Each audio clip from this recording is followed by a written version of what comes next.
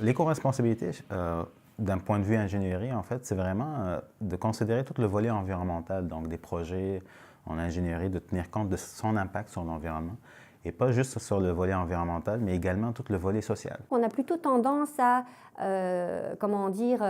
dissocier l'environnement et nous. Or, il faut réapprendre à considérer que lorsqu'on porte atteinte à l'environnement, c'est à soi qu'on porte atteinte. On voit beaucoup de projets d'ingénierie qu'on met de l'avant, des projets complexes, là, comme par exemple le pont Champlain ou le projet de REM, donc, ou autres projets, le projet de pipeline qu'on voit au niveau de toute la problématique dans l'Ouest. Ce sont des projets d'ingénierie classiques, mais qu'est-ce qui fait qu'au-delà du volet classique, là, donc technique, ben, si on ne forme pas nos ingénieurs à ces préoccupations environnementales et sociales, ben, ils vont heurter justement à faire passer leurs solutions. Être responsable en matière d'environnement, mais à toutes les échelles. À l'échelle de son milieu de vie, à l'échelle de sa municipalité, à l'échelle de sa province et à l'échelle de la planète, puisqu'on a des phénomènes environnementaux qui sont d'envergure et des problématiques environnementales en fait, qui sont d'envergure planétaire. C'est un problème à solution ouverte. Donc, si vous êtes confronté devant le même problème, puis je prends un autre ingénieur, ben, ces deux personnes peuvent avoir des solutions un peu différentes, mais qui répondent aux mêmes contraintes. Et ça, c'est important aussi à tenir compte, qu'il n'y a pas juste une seule solution éco-responsable, il peut y avoir plusieurs pour la même finalité. Où on peut aller plus loin en proposant des modèles alternatifs de développement qui intègrent l'environnement comme une dimension moins à prendre en compte de manière en surface, mais qui soit comme fondatrice de cette société à venir. Au niveau de la façon d'enseigner, donc, c'est sûr, je veux dire, au niveau des exemples, ça c'est sûr, c'est important. Donc, de toujours prendre des enjeux d'actualité. Dans quelle dimension du programme ces aspects-là peuvent être intégrés de manière plus fluide? On peut penser à des osmoses entre plusieurs cours, à des symbioses, donc sur une problématique plus globale.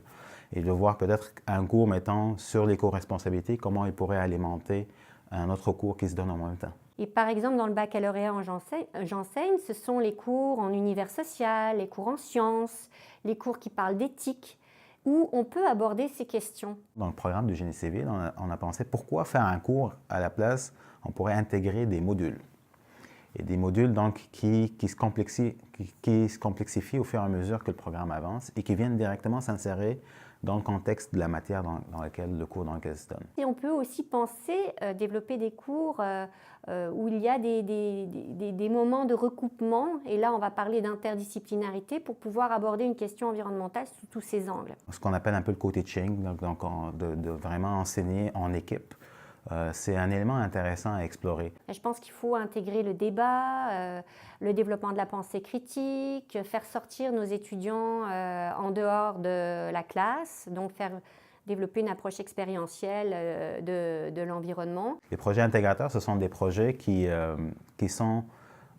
leur objectif ultime, c'est justement de mettre les étudiants donc, face à une problématique ou un projet, où est-ce qu'ils vont mettre toutes leurs connaissances de leur bac pour résoudre ce projet-là. Et c'est là où est-ce qu'on peut amener l'éco-responsabilité. Donc, de voir, OK, ce n'est pas juste une solution technique, mais de penser à l'après cette solution-là, comment une fois qu'elle sera intégrée. Et développer une conscience critique par rapport à ces phénomènes-là de société, développer une conscience critique qui nous conduit à agir en cohérence avec le développement de valeurs environnementales, mais aussi de valeurs socio-écologiques. C'est un diplômé qui va tenir compte, en fait, c'est sûr qu'il va t'amener à appliquer ses connaissances dans ses fonctions, dans son travail.